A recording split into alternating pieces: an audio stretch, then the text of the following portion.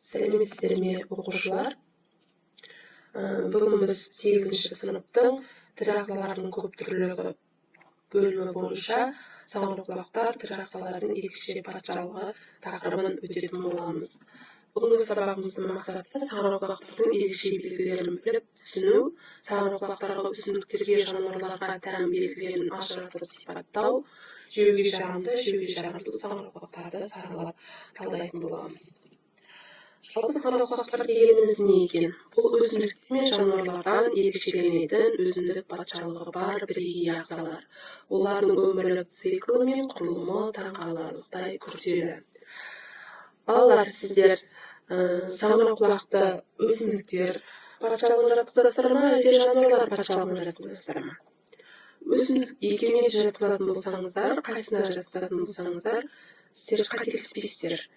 Өйткені бұл саңырауқұлақтарда өсімдікке де тән белгілер бар, және де жануарларға да тән белгілер бар. Бірақ бұл екеуіне де жатпайды. Бұл өзі бөлек жеке саңырауқұлақтар патшалығы болып есептелінеді. Енді осылардың белгілеріне тоқталатын болсақ, қандай белгілері? Яғни өсімдіктерге тән белгілер: жасушасы қатты жасуша қабырғасымен жабылған, қозғалмайды, нағыз вакуолі болады, бүкіл тіршілік бойы өседі, қоректік заттарды жануарлар сияқты жемейді, денесінің бетімен сіңіреді. Споралары арқылы немесе вегетативті жолмен көбейеді. Ал енді жануарларға тән белгілері: жасуша ішкі қабырғасы хитиннен тұрады, қоректік қоржаты гликоген болып есептелінеді, хлоропласттары жоқ, сондықтан олар фотосинтезге қатыспайды. Дайын органикалық заттармен қоректенеді, лизозомалары ас қорыту вакуолі болады. Енді осы саңырауқұлақтардың түрлеріне тоқталайық. Дең саңырауқұлақтары, оның ішінде мукор мен пеницилл. Мукор нанның көгеруі. Енді көз алдарыңызға елестетсеңіздер, оқушылар, үй жағдайында нанның, жеміс-жидектің, көкөністің көгергенін көріп жүрген боларсыздар, иә? Сол мукор, яғни нан, жеміс-жидек және басқа да органикалық заттарда жылдам өсетін кең таралған зең саңырауқұлағы. Ол ақ түсті мақта тәрізді қабат түседі және споралары арқылы тез таралады. Яғни сіздердің тағамда, нанда көріп жүрген көгерген ол бірінші ақ түс болады, одан кейін көк түске айналады, яғни осы сіздердің көріп жүрген жағдайларыңыз, ол яғни зең саңырауқұлағы екен. Оның ішінде мукор. Келесі пеницилл, атақты пенициллин антибиотигінің көзі 1928 жылы Александр Флеминг ашқан. Бұл саңырауқұлақ медицина тарихында төңкеріс жасап, миллиондаған адамның өмірін сақтап қалған екен. Көптеген аурулардан емдейтін, яғни біздің антибиотигіміз осы пеницилл зең саңырауқұлағынан алынған екен. Келесі біздің саңырауқұлағымыздың түрі ол бір жасушалы саңырауқұлақтар, яғни ол бізде ашытқылар. Бұл микроскопиялық бір жасушалы саңырауқұлақтар, олар тамақ өнеркәсібінде, әсіресе нан пісіруде, сыра мен шарап өндіруде ерекше маңызға ие. Ашытқылар бір жасушадан тұрады және көмірсуларды спирт пен көмірқышқыл газына айналдыру арқылы спиртті ашыту процесін жүзеге асырады екен. Ал нан өндірісінде ашытқылар қамырды көтеруге көмектеседі, оған жұмсақтық пен көлем береді. Яғни сіздер үй жағдайында көріп жүрген нан пісіруде, нан өнімдерін пісіргенде ашытқыны қолданғанын көресіздер. Яғни ашытқы дегеніміз дрожжи, сол ашытқы, яғни біздің осы бір жасушалы саңырауқұлағымыз болып есептелінеді. Енді нан өндірісінде ашытқы қолданған кезде көп жағдайда бізде ашытқымен бірге қант салып жатады. Не үшін қант салады екен? Яғни сол ашытқы қантты өзіне сіңіру арқылы энергия алады екен. Содан ол көпіршиді. Көресіздер, нанымызды ашытқан кезде ол көпіршіп, одан көтеріледі, жұмсақ болады. Міне осы қант пен ашытқының әсерінен бізде нан өнімдері жақсы көтеріп, жұмсақ болады екен. Келесі сусындар өндірісінде, сыра мен шарап өндірісінде ашытқылар қантты этил спиртіне айналдырып, сусындардың дәмін қалыптастырады екен. Енді бұл ашытқыны сіздер дүкеннен көріп жүрген квас дейміз ғой, сол квасты осы сусын өндірісіне, ашытқымен жасалған сусын өндірісіне жатқызуға болады. Келесі біздің саңырауқұлағымыздың түрі бұл қалпақшалы саңырауқұлақ. Қалпақшалы саңырауқұлақтар, жалпы саңырауқұлақ деген сөзді естіген кезде көз алдарыңызға елестейтін көрініс, қалпақшасы бар саңырауқұлақ. Бұған дейін айтылған саңырауқұлақтарды мүмкін сіздер саңырауқұлақтар тобына жатқызып жүрген жоқ боларсыздар, ал бүгіннен бастап ол, яғни саңырауқұлақтар патшалығына жатады екен. Бұл саңырауқұлақтардың өзі, қалпақшалы саңырауқұлақтардың өзі жеуге жарамды және улы саңырауқұлақтар болып бөлінеді. Яғни бұл біз күнделікті кездестіретін және ең танымал саңырауқұлақ түрлері. Олар орман мен шалғында әртүрлі формада және түсте кездеседі. Олардың қалпағының астында орналасқан пластинкалар немесе түтікшелер споралар түседі. Бұл споралар ауа арқылы таралып, жаңа жерлерде саңырауқұлақтардың өсуіне мүмкіндік береді. Ақ саңырауқұлақтар сияқты түрлері осы патшалықтың нағыз сәні болып табылады. Бірақ олардың кейбірі өте улы болуы мүмкін.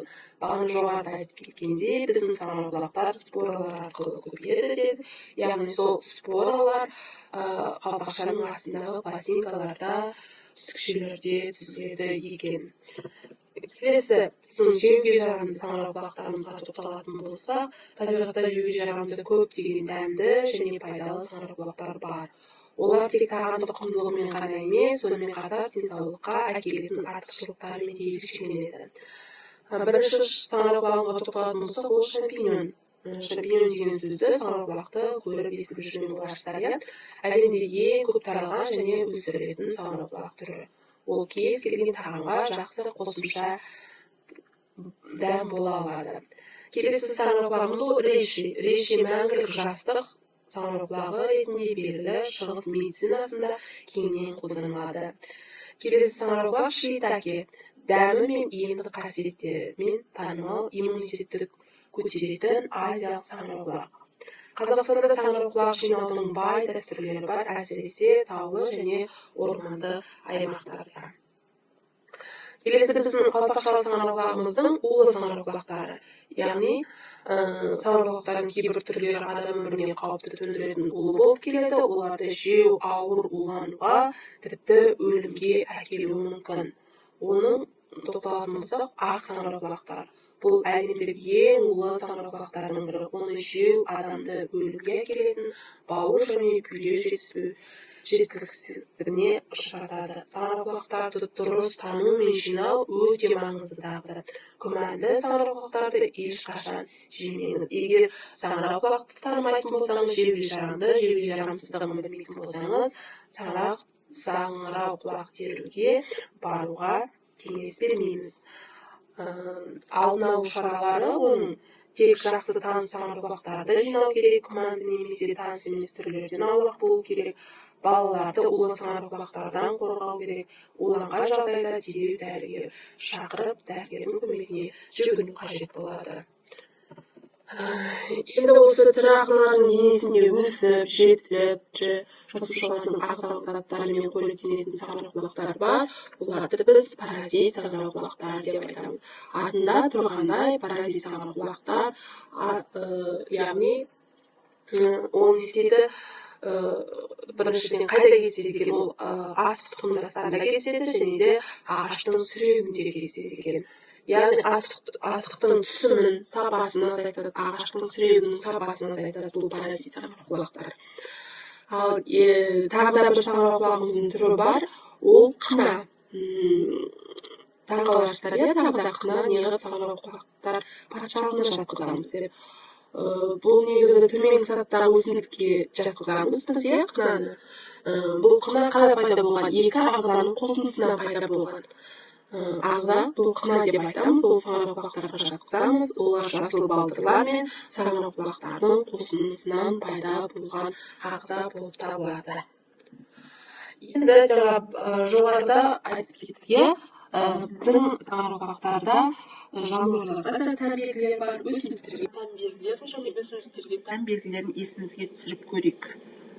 кестеге жазып көрейік, иә? Уақыт берейін. Жақсы, ендеше тексерейік. Жануарларға қандай белгілері бар екен?